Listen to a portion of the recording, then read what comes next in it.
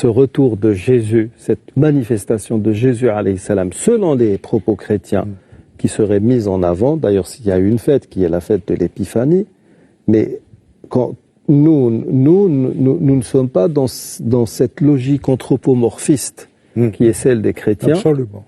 Donc, quand nous parlons de manifestation divine, ça n'est pas une entité avec une forme qui apparaît. Absolument. Nous parlons de tajalli, de wahy, d'un oracle, d'une intelligence divine qui se présente à nous, à travers un écrit saint, généralement. Oui, absolument.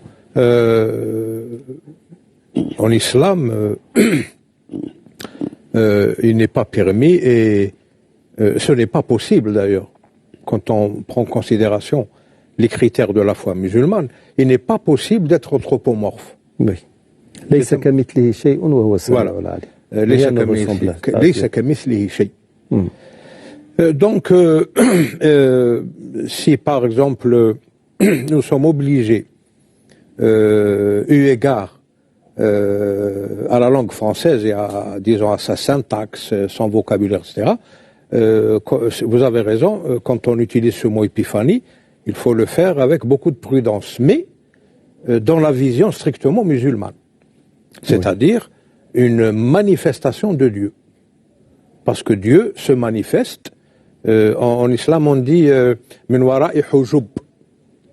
Il y a des filtres. Dieu, s'il se manifestait directement à la création, elle se désintégrait. À l'image du mont devant lequel Dieu s'est manifesté. Oui. Ce sera une désintégration.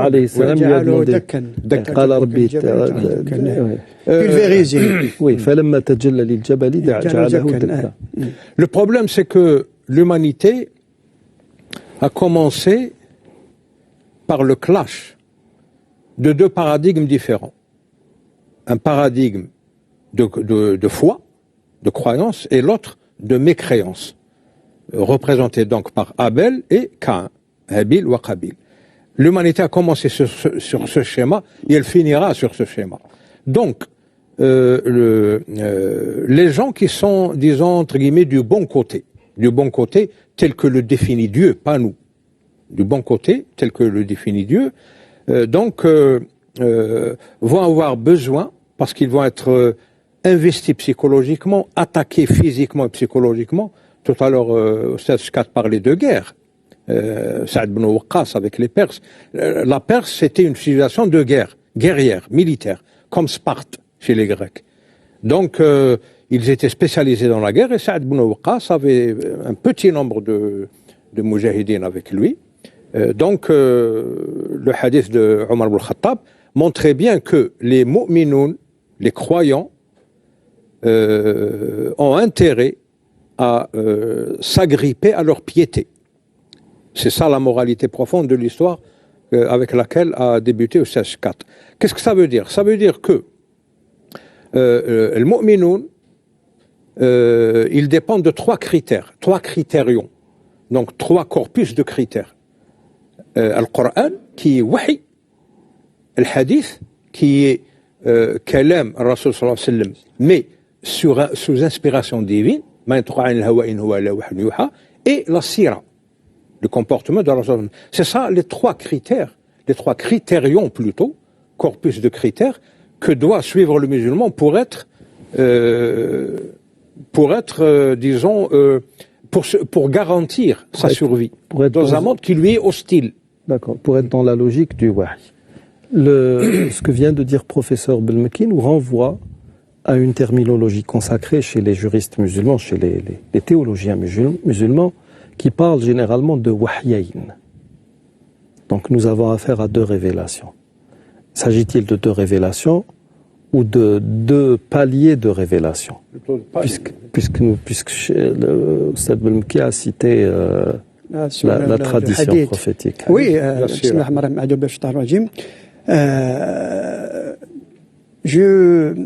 en parlant justement du wahy, je pourrais reprendre paraphraser l'Ancien Testament, où il est dit, au commencement était le Verbe.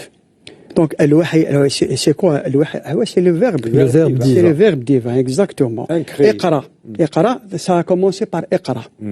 Chez les musulmans. Chez les musulmans, bien sûr, exactement.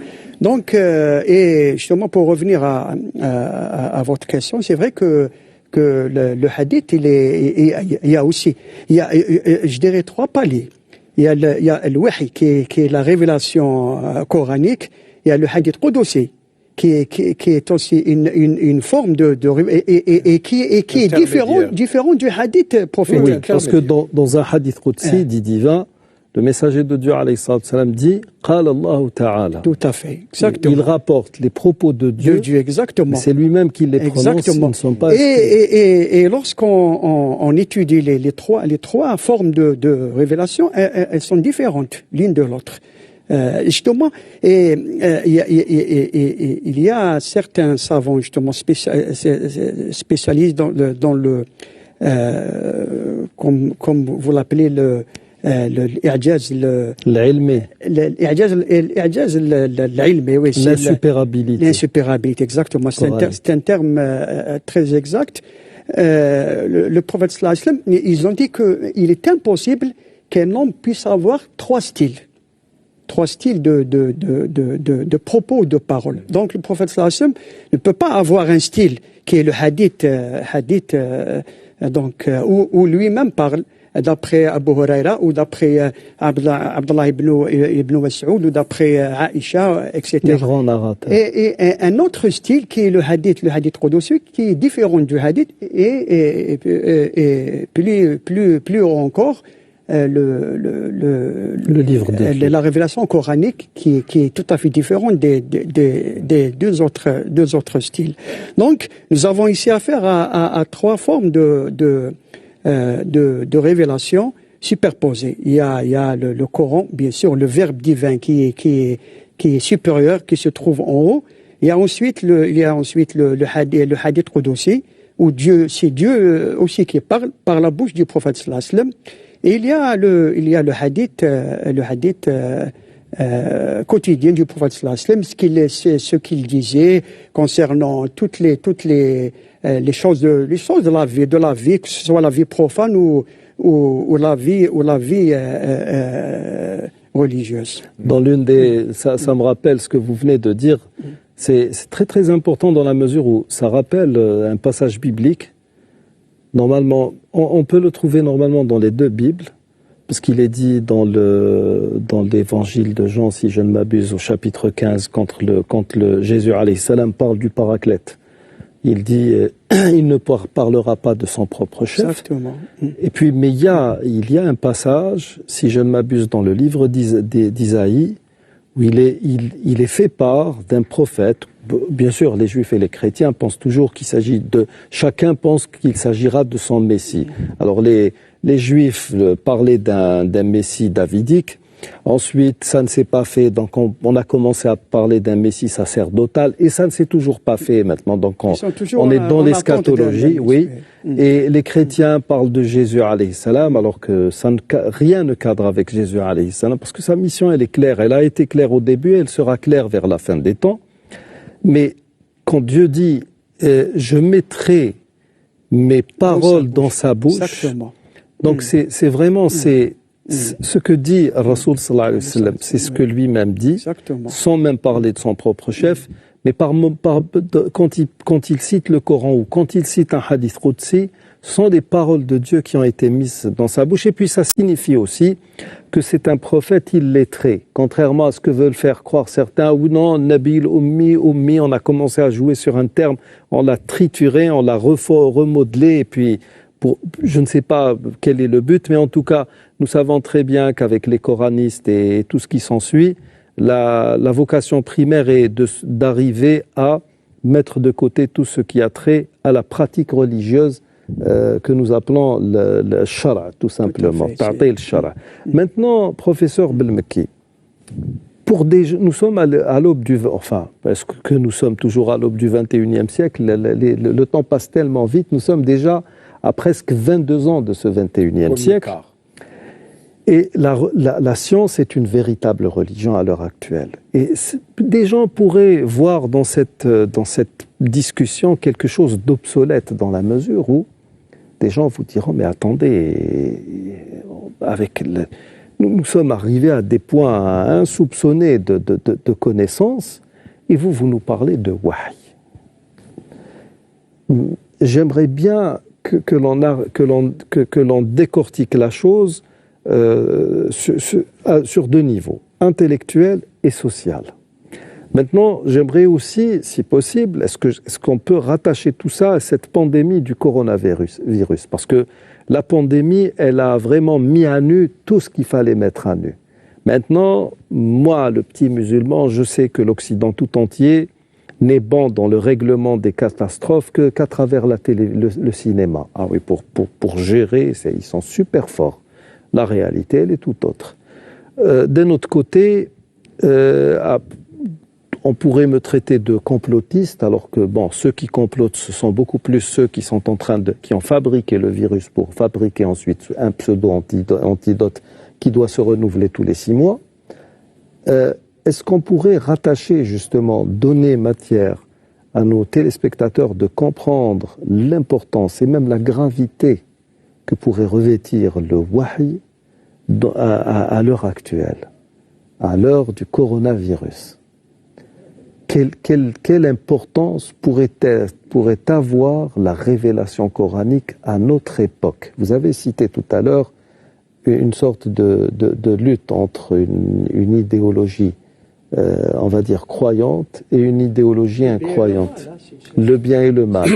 Je pourrais aussi parler de la théorie créationniste, celle qui part du principe que c'est Dieu qui a tout créé. À partir de là, on va tous cadrer, nous mettre en synchronisation avec ce système. D'autres vous parlent de la théorie de l'évolution qu'on appelle la thèse évolutionniste, qui ne cesse de prouver sa faillite, mais qui est bien maintenue par bon nombre de médias très très lourds. Quelle importance pourrait avoir la révélation coranique en 2021, fin 2021? Bon, d'abord, il faut replacer les choses dans leur contexte et surtout dans leur chronologie. La révélation coranique, c'est le sceau de la révélation dans sa globalité. La révélation ne se limite pas uniquement à la révélation coranique. Elle a commencé très tôt avec le fils de Adam alayhi salam, Shith. Il a reçu 60 feuillets. 50, selon mes connaissances. Bon, le chiffre importe peu en fait, mais oui. Il a reçu quelques dizaines de feuillets. Idriss aussi. Idriss, c'est le prophète. Bon, on dit que c'est Enoch. Oui, ça cadre beaucoup plus. Il y a 2 Enoch bibliques. Ouais. Mais il y en a un qui est très, très, dont l'histoire est très compatible à celle du Coran, dans la mesure où on parle, certains disent qu'il a été élevé au ciel, et les écrits bibliques citent le 4e ciel, et le hadith de l'Isra ou le Mi'raj dit que le messager de Dieu l'a rencontré au 4e siècle. Il a été élevé... Oui. Certains disent qu'il est mort le plus normalement du monde, mais bon, puisque vous avez cité Seth et Enoch, Shith alayhi salam ou Idriss alayhi salam, parce qu'il est dit, on peut penser que Enoch était une personnalité hautement instruite, d'une instruction incroyable. C'est le premier enseignant de l'humanité. Attendez, oui, parce que certains on dit même que c'est lui qui a inventé l'écriture. Oui. Alors qu'en fait, si nous fions à la tradition prophétique qui parle de Seth qui a reçu 50 feuillets, ça veut dire que l'écriture existait avant Enoch. D'un autre côté, on appelle le trismégiste, 3 fois sage. On peut le retrouver, il se décline sous différentes... C'est Thoth, Hormuz al-Haram, et ça peut être Thoth aussi, dans la civilisation égyptienne. Le prophète Sassam a parlé d'un prophète qui traçait des... Voilà, exactement. Là aussi, ça nous renvoie vers la prophétie. Parce que c'est quelqu'un qui est venu... On parle justement d'Idriss. D'Idriss, oui. Il y a quelqu'un... J'ai oublié le nom du sahabi qui est venu. Nous venons juste de sortir du paganisme. de l'ère pré-islamique et Dieu nous a ramené l'islam. Or, il y a des gens parmi nous qui consultent les devins, les devins, pardon, il a dit ne les consulte point. Et il lui dit encore, il y a parmi nous des gens qui se livrent à l'augure, yatatayyarun. Ce sont des choses que le diable insuffle en eux, qu'ils s'en détournent tout simplement. Et puis il a dit, وَمِنَّا قَوْمٌ يَخُطُّونَ عَلَى الرَّمْلِ. C'est ce que nous appelons خط الرمل. قال قد كان نبي يخط فمن خط بخطه فهو ذاك. Il y avait un prophète qui le faisait. Quiconque fait de même ou atteint justement la vérité avec la même pratique et les mêmes, ce que nous appelons ma'alat, c'est-à-dire sur quoi cela va déboucher, il a atteint la vérité. En fait, ce que pensent beaucoup de savants, c'est que on appelle ça la géomancie, géo et mancia. Donc géo, terre, et mancia, c'est l'art divinatoire. Nos savants disent que à l'époque d'Idriss alayhi salam, c'était une forme d'oracle. C'est-à-dire qu'il traçait, il suivait un modus operandi qu'il connaissait, qu'il maîtrisait, qui lui a peut-être été inspiré par Dieu. Et c'est à partir de ce qu'il traçait qu'il recevait des réponses. Donc, justement, par la suite, des gens ont récupéré une part de ce savoir, de cette science, et ils en ont fait une science maudite, une science malveillante, qui fait dans la divination, ce qui est strictement interdit, religieusement parlant. Là encore, vous venez de citer un personnage qui est intimement lié justement à ce phénomène qui est l'wahi.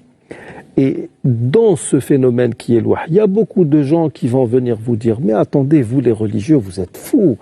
Comment vous continuez, vous persistez à croire en tout cela alors que l'homme est allé dans l'espace, sur la Lune et maintenant il voudrait aller vers d'autres horizons ou vers d'autres astres qui sont plus lointains.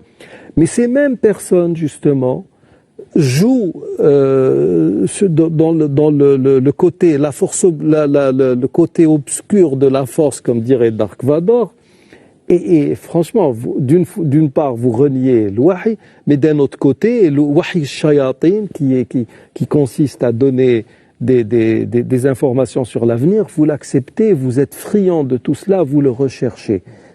Je ne sais pas si les gens seront d'accord avec moi, mais ceci, dans mon petit esprit, prouve à lui seul que les gens sont fortement rattachés ou naturellement rattachés, presque de manière innée, à cet aspect, à cette dimension surnaturelle, supranaturelle, que nous appelons l'wahi. Donc, désolé de vous je vous ai non seulement coupé, mais j'ai fait une digression assez importante, mais justement, la place de l'wahi, du fait d'être rattaché à quelque chose qui s'apparente à Dieu dans ce monde qui se veut de plus en plus éloigné ou qui veut de plus en plus s'éloigner justement de cette voie. Oui, alors finissons la chronologie. Donc Adam alayhi salam, c'est le premier des prophètes. Absolument. Fils, Idriss, thumma Nuh, thumma Ibrahim. Oui, parmi les grands, parmi les ulul azm ou oui, on va y venir. Thumma Ibrahim, thumma Ismaïl, Ishaq wa Yaqub, wal Asbat, thumma Moussa alayhi salam. Asbat, Yusuf alayhi salam fait partie des Asbat. Moussa alayhi salam, thumma Daoud wa Suleyman alayhi salam. Il y a eu Haroun avant eux. Oui. Daoud, Suleyman, un peu avant, vous avez Saleh. Haroun a été occulté par. Oui. C'est des prophètes arabes, oui, arabes. Haroun alayhi salam a été occulté par son frère Moussa alayhi salam, parce que Moussa alayhi salam était un prophète messager et Haroun était un simple prophète. Oui. Parce qu'il y a le Nabi et le Rasoul. Oui. Moussa était Moucharra, Nabi Moucharra. Oui, c'était un prophète.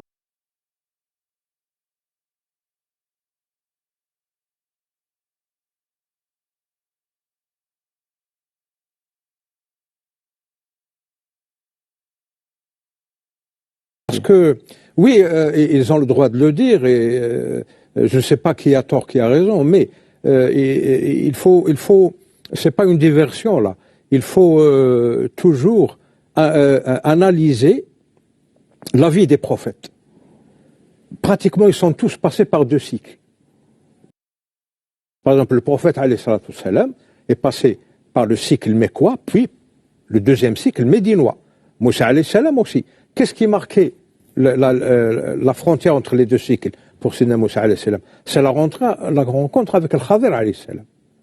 Il a littéralement changé. C'était une initiation profonde, ce qu'il a appris aux côtés en compagnie de Khadir alayhi salam. Oui, il n'a pas beaucoup appris, puisque le messager de Dieu alayhi salam a dit Ahin law sabara akhi Moussa. Oui, il a, mon frère Moïse, en tout cas, il a appris assez pour être un initié et recevoir Taurat, Sharia. Parce qu'avant, il recevait Suhuf. Une fois initié et il a mûri, il a reçu Taurat. Moi, c'est une interprétation littérale de... Cette initiation ne pourrait-elle pas s'être manifestée beaucoup plus tôt? Si je me fie à... le livre, vous le connaissez, un vieux livre, Les grands initiés, Édouard Churet, si je ne m'abuse. Oui, mais c'est pas une référence. C'est pas une référence, mais Moïse alayhi salam a fait quand même une école assez sérieuse en Égypte. Donc après, c'est Daoud alayhi salam et Sulayman alayhi salam, thumma Sidna Isa alayhi salam, entouré de nabis, comme Yahya, Ma'madani, Zakaria, etc. C'était son cousin. Oui, c'était un peu avant lui. Oui. Et puis Rasul sallallahu alayhi wa sallam, le sceau de la prophétie. Cette prophétie donc, cette phénoménologie globale c'est situé dans l'espace et dans le temps. Dans l'espace, c'est ce qu'on appelle Ard al-Wahi. C'est un peu le Moyen-Orient actuel. C'est l'Orient. Oui. C'est l'Orient. C'est pour ça que l'Orient, on l'appelle l'Orient, c'est parce qu'on s'y oriente. C'est pas un point cardinal, l'Orient. Hein. C'est une direction vers laquelle on s'oriente pour retrouver les repères perdus. Donc, cette révélation a suivi un ordre spatial, donc elle s'est située dans un secteur, dans une aire géographique bien déterminée, et un ordre temporel aussi. Ça a commencé avec l'humanité et ça s'est arrêté avec Rasul sallallahu alayhi wa sallam. Pourquoi cette révélation? C'est la question qui se pose.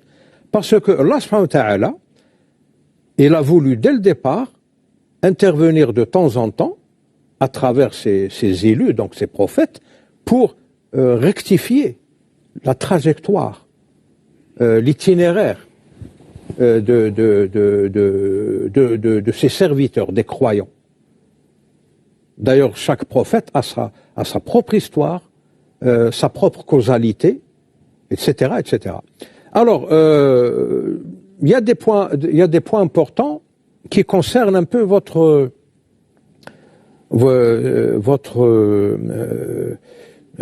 inquiétude, entre guillemets, quant à cette tendance au scientisme. Parce que la science, on en a fait un isme. On en a fait une religion de remplacement. C'est clair. Cette religion de remplacement a commencé avec ce qu'on appelle en Europe le siècle des Lumières. Là encore, il va falloir bien définir tout cela. L'athéisme scientifique a vu le jour durant cette période-là. Oui. On a largué les critères de divinité, de révélation, etc. Et on est revenu aux humanités, ce qu'on appelle les humanités grecques, les anciens textes, etc. Il ne faut pas oublier que la civilisation grecque était une civilisation polythéiste. Oui. Païenne, parce que polythéiste, ils croyaient en des dieux différents. Chaque phénomène était représenté par une divinité. Oui, et on adorait cette divinité pour bénéficier des avantages de ce domaine, etc. Alors, c'est apparu, donc avec ce siècle des Lumières, il y a des gens qui disent que oui, siècle des Lumières, mais entre parenthèses, lumière luciférienne.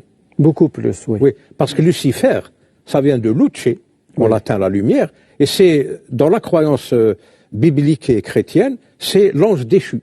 Oui. Satan, Shaitan.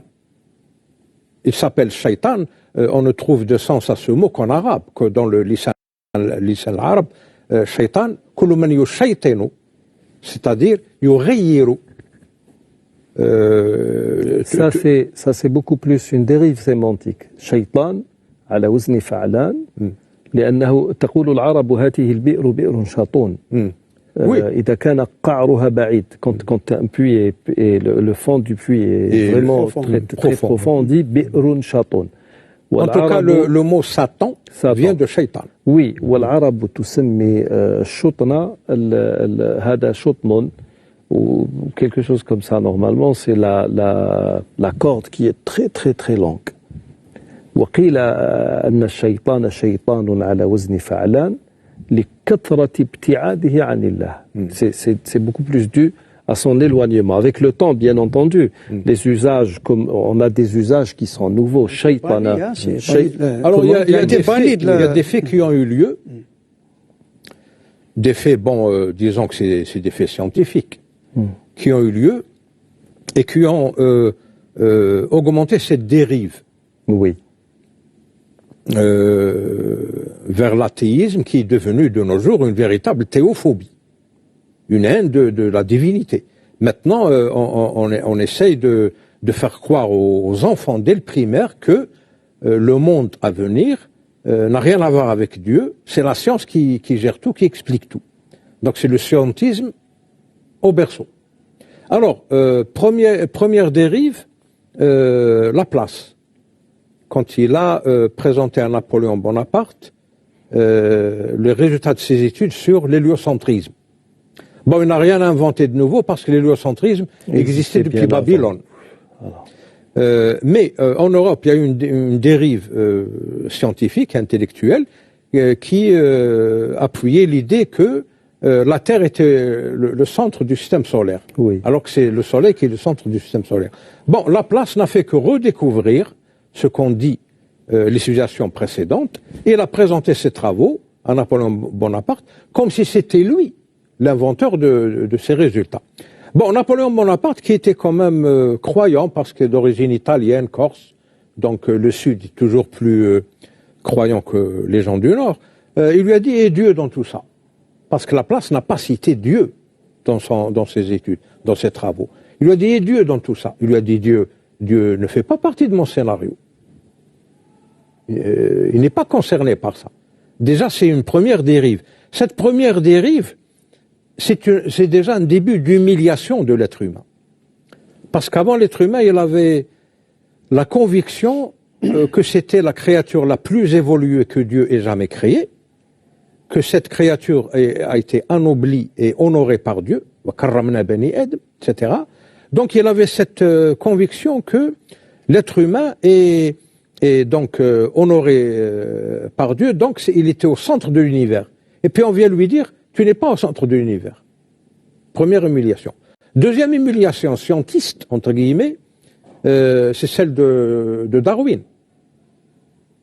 Avant, l'être humain, les hommes en général, l'humanité, croyaient, je ne dirais pas au mythe d'Adam et Ève, mais à la thèse, appelons-la la thèse créationniste. Pour moi, c'est pas une thèse, c'est une réalité. Et puis on lui dit soudain comme ça, non, tu descends du singe. Quoique Darwin n'a pas dit ça. En tout cas, la dogmatique, c'est la dogmatique universitaire, parce que le problème, c'est un problème de dogme. C'est des dogmes qui s'accumulent les uns sur les autres. C'est pour ça que, par exemple, cette théorie darwinienne d'évolution des espèces, elle est battue en brèche par la découverte de la LUCA, la Last Unique Cell Ancestor. On a découvert que tout a commencé comme le Big Bang. Tout a commencé biologiquement par une cellule mère qui s'est développée, mais sous forme sphérique, sphéroïde, pas un arbre comme le disait. Et ça, c'est une certitude, certitude scientifique.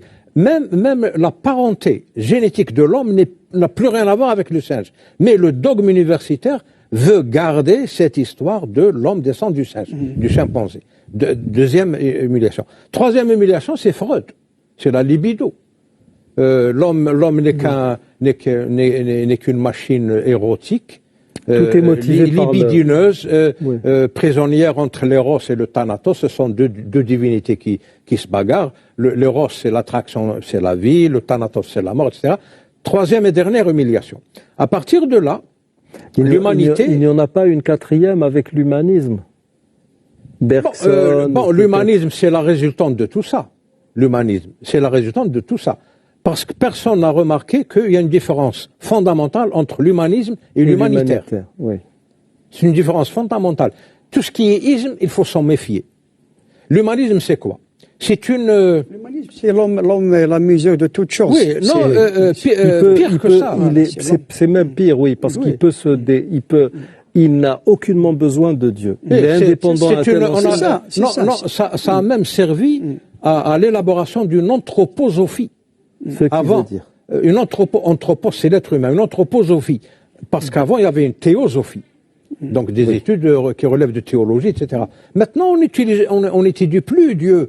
Il n'existe plus, il est plus intéressant. On se concentre sur l'homme et on crée une anthroposophie. Donc, finalement, on va vers une anthropolatrie, qui est l'adoration de l'homme, qui se traduit par le pouvoir de l'argent de nos jours, etc. Alors, c'est par ce biais qu'on peut découvrir l'importance de la révélation. Parce que la révélation, comme on l'a dit dès le début, c'est trois niveaux. Le verbe divin, qui est le Coran, le Saint-Coran, parce que la parole divine. Oui, c'est le verbe divin incréé.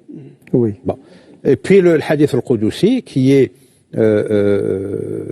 une dialectique divine, mais par l'intermédiaire du prophète alayhi salam.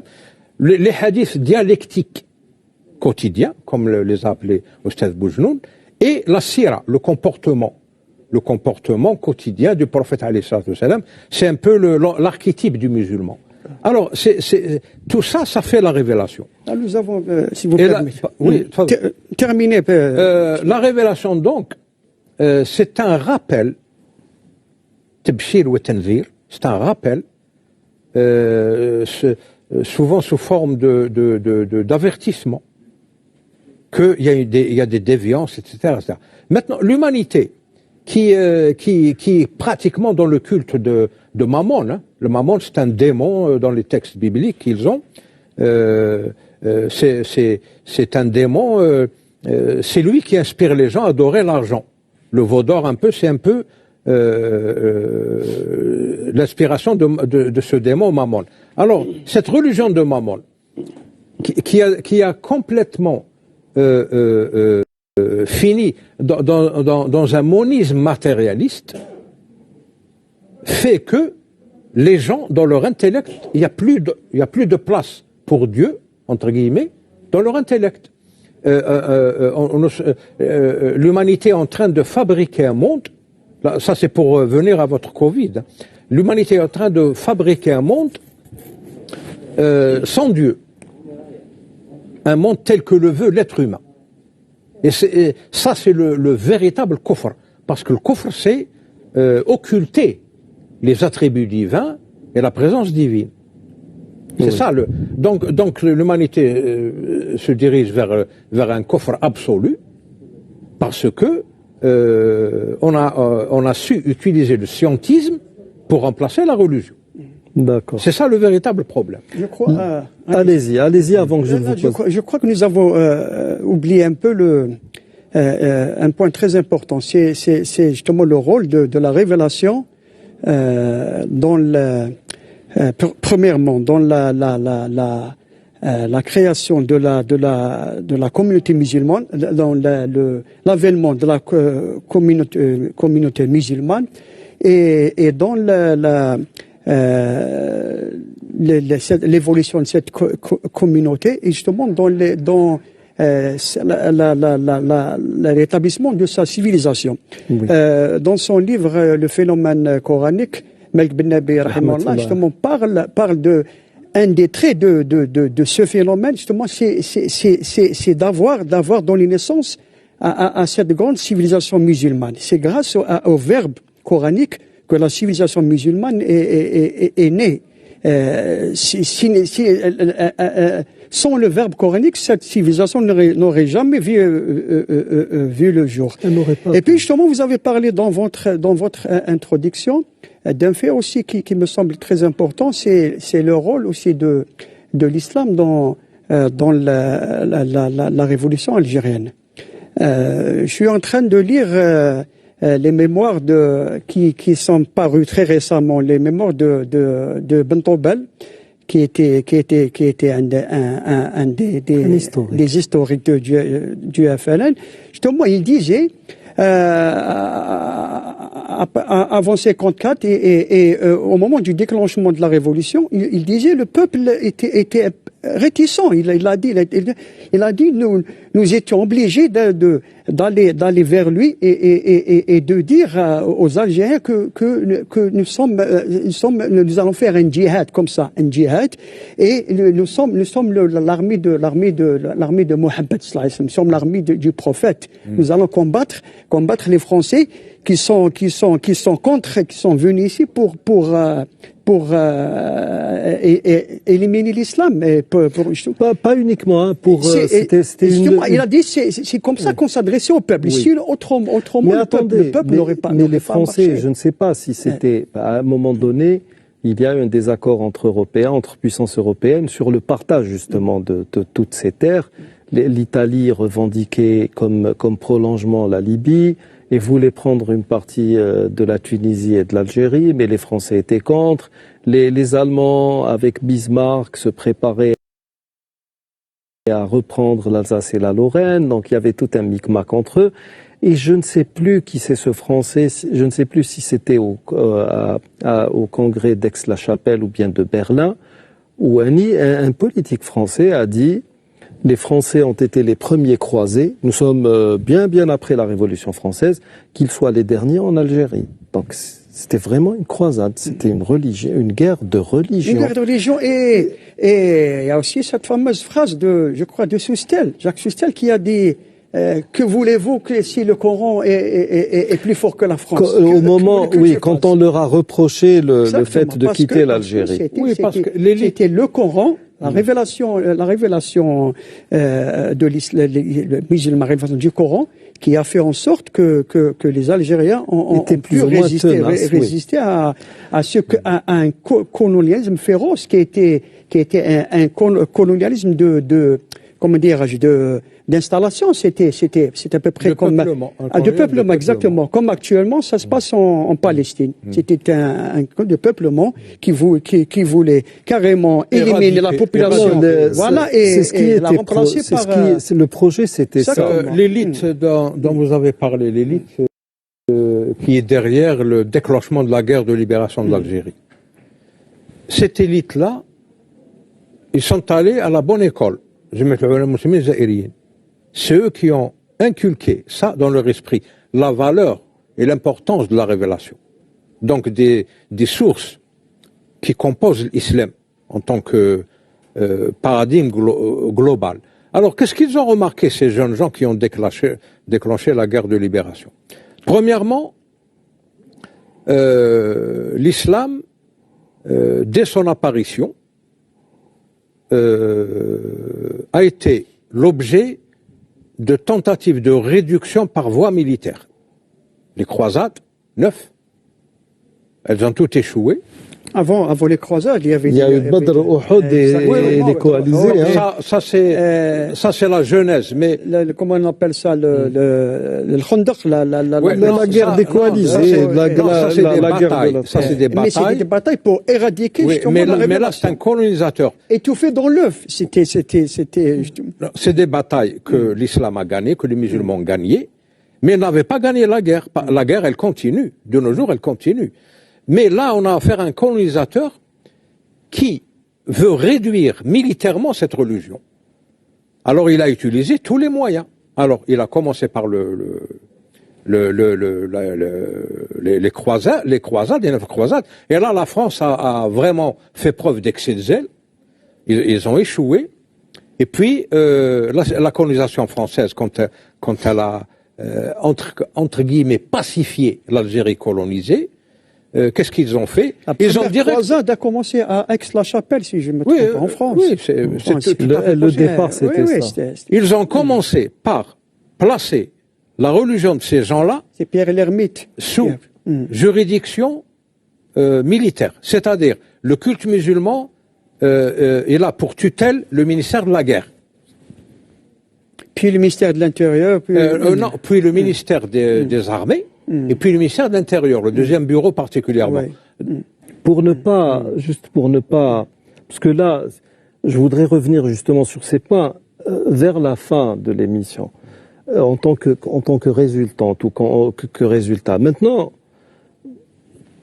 ce que remarque le petit musulman que je suis, c'est que dans cette crise, par exemple, du coronavirus, on le voit bien, les grandes puissances, avec leur le dédain qu'elles ont à l'égard de tout ce qui a trait à Dieu. Ces grandes puissances pour qui Dieu est un petit poussé. C'est bon, Dieu, on le met là, on le met... Quantité négligeable. Plus que quantité négligeable. Nous voyons comment ces sociétés sont en train de vivre cette pandémie. La violence, je ne sais quoi. On vous parle, et le problème avec les médias européens, c'est que quand un mauvais phénomène se produit chez eux, on le généralise partout. Oui, le coronavirus, le fait que les gens soient confinés, ça a donné lieu à beaucoup de violences conjugales, etc. Et vous avez les caisses de résonance, le bnader que nous avons dans nos pays, qui vous disent oui, le coronavirus, on reprend les mêmes choses, alors que rien n'est prouvé. Ici, dans nos pays, j'ai eu l'occasion pendant cette crise du coronavirus de visiter un certain nombre de pays africains. Et partout où je vais, le coronavirus n'est pas aussi présent qu'il l'est en Occident. Vous avez des gens qui n'ont pas la même instruction des Occidentaux, mais qui, en dépit de tout, surtout le manque de moyens, les gens respectent un peu la distanciation, les gens portent des masques, les gens essayent d'avoir une hygiène de vie un peu plus drastique que celle qu'ils avaient auparavant. Les gens utilisent une multitude, et c'est ça qui est encore meilleur, avec surtout dans ces pays musulmans que je visite, c'est que les gens se soignent, les gens sont dans la prévention. Vous avez des grandes institutions européennes qui ont placé des gens sous respirateurs, comme si l'oxygène allait faire revivre ces gens-là. On leur a administré aucune médication, on leur a donné aucun médicament, et même ceux qui étaient pour le fait de rechercher, d'essayer de trouver quelque chose. Nous avons le cas Didier Raoult, du professeur Raoult, ces gens-là deviennent des parias, deviennent des renégats, deviennent des voyous, carrément. Ils sont anticonformistes. Oui, et dans ces pays pauvres que je connais, les gens font quelque chose, et ils agissent avec une certaine confiance en Dieu, en plaçant une confiance en Dieu, et les autres viennent vous dire, regardez, ils croient en Dieu, donc sous prétexte que Dieu peut donner la maladie et peut guérir, ces gens-là ne font rien. Mais non, ça n'est pas du tout ça. Je peux, et j'ai le droit de voir en cela, l'un des points qui montre que la foi est plus qu'importante, que la révélation est en train de jouer un rôle social qui est de loin plus bénéfique pour l'être humain et pour son esprit. Tout à fait. N'est-ce pas le cas? Oui, tout à fait. Tout à fait. Moi, je pense que la révélation, la foi, c'est un très grand réconfort aussi pour